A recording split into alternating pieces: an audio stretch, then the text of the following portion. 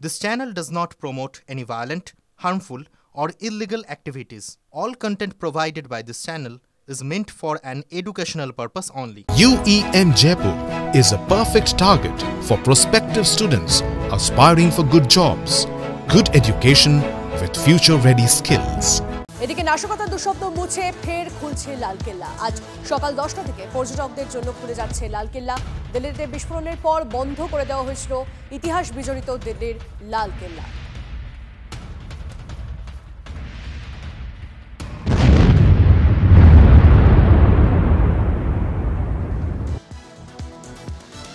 দিল্লি বিস্ফোরণের ঠিক 5 দিন আর তার মধ্যেই আরও এক বিস্ফোরণ। মধ্যরাতে শ্রীনগরের নওগাম থানায় বিস্ফোরণ, নিহত 9 জন পুলিশ কর্মী, আহত 27 পুলিশ কর্মী ও 3 জন নাগরিক। দিল্লি বিস্ফোরণের আগে ফরিদাবাদে বাজেয়াপ্ত বিস্ফোরক সেই থানাতেই রাখা ছিল। ফরেনসিক পরীক্ষার জন্য নিয়ে যাওয়ার সময় থানাতেই বিস্ফোরণ। বিস্ফোরণের তীব্রতায় উড়ে গেছেন থানার বাস।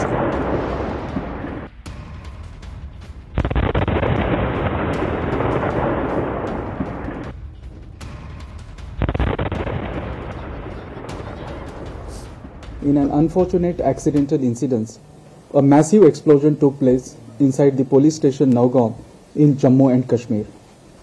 It is to mention that the Nowgaon police recently cracked the case of a terror module based on leads taken from a poster.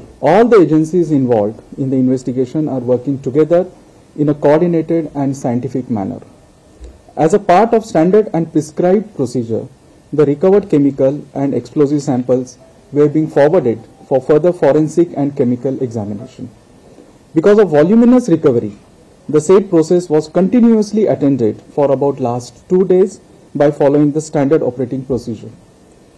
Owing to unstable and sensitive nature of the recovery, it was being handled very carefully under the expert supervision. However, during the process, an accidental explosion took place. In this unfortunate accidental incident, 9 people have lost their lives, whereas 27 police personnel, 2 revenue officials and 3 civilians have received injuries. শ্রীনগরের নওগাম থানায় বিস্ফোরণে উঠছে একাধিক প্রশ্ন। ফরিদাবাদ থেকে নওগাম থানার দূরত্ব 821 kilometre. এত দীর্ঘ পথ এই বিস্ফোরক নিয়ে যাওয়া হলো নিরাপদে, অথচ থানায় নমুনা সংগ্রহের সময় বিধ্বংসী বিস্ফোরণ। ডেটোনেটর ছাড়া কেবল অ্যামোনিয়াম নাইট্রেটে কি এই বিস্ফোরণ হওয়া সম্ভব? বাজেয়াপ্ত বিস্ফোরকের সঙ্গে কি ডেটোনেটর ছিল? অসাবধানতাবশতই কি সেই ডেটোনেটর সক্রিয় হয়ে এই বিপর্যয়? নমুনা সংগ্রহে ছিলেন বিশেষজ্ঞরা, তারা জানেন কতটা ঝুঁকি, তারপরও কিভাবে অসতর্ক হলেন তারা? থানা চত্বরে বাজেয়াপ্ত বিপুল বিস্ফোরক রাখা কতটা অসতর্ক পদক্ষেপ? উঠছে একাধিক প্রশ্ন। এটা অনেক বহু দূর অবধি এর আওয়াজ গেছে আর এর তীব্রতা অনেক দূর অবধি হয়েছে।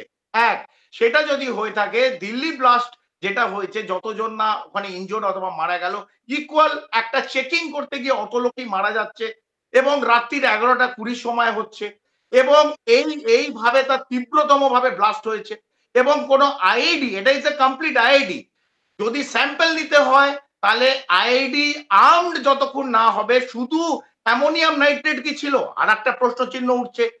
তার তীব্রতম ব্লাস্ট যদি অনেক কোয়ান্টিটিতে থাকে হতে পারে, এই প্রশ্নগুলো কিন্তু রয়ে যাচ্ছে।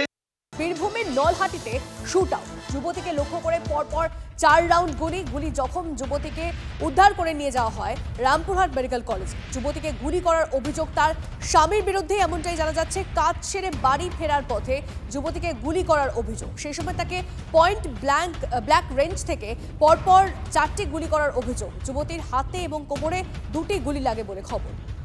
দ্বিতীয় হুগলি সেতু ফের বন্ধ। আজ ভোর 5টা থেকে রাত 9টা পর্যন্ত ব্রিজ দিয়ে যান চলাচল সম্পূর্ণ নিষিদ্ধ।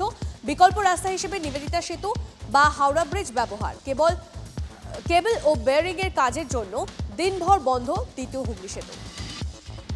বিদ্যাসাগর সেতু বা দ্বিতীয় হুগলি সেতুতে চলছে রক্ষণাবেক্ষণের কাজ, তাই আজ রোববার ভোর 5টা থেকে রাত 9টা পর্যন্ত এই দ্বিতীয় হুগলি সেতুতে যান চলাচল বন্ধ থাকছে।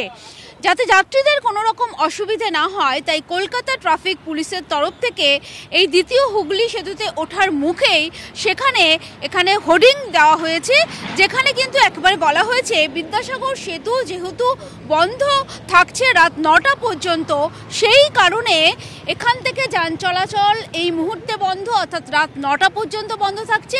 তার পরিবর্তে নিবেদিতা সেতু বা হাওড়া ব্রিজের ওপর থেকে যান চলাচল করতে পারবে। ট্রাফিক পুলিশের তরফ থেকে কিন্তু পরিষ্কারভাবে বুঝিয়ে দেওয়া হচ্ছে যে যেহেতু দ্বিতীয় হুগলি সেতু বন্ধ থাকছে রাত 9টা পর্যন্ত, তার পরিবর্তে নিবেদিতা সেতু বা হাওড়া ব্রিজের ওপর থেকে তারা যেতে পারবেন বা যান চলাচল করতে পারবে। ক্যামেরায় পিকু দাসের সঙ্গে সোমা দাস, TV9 বাংলা, কলকাতা।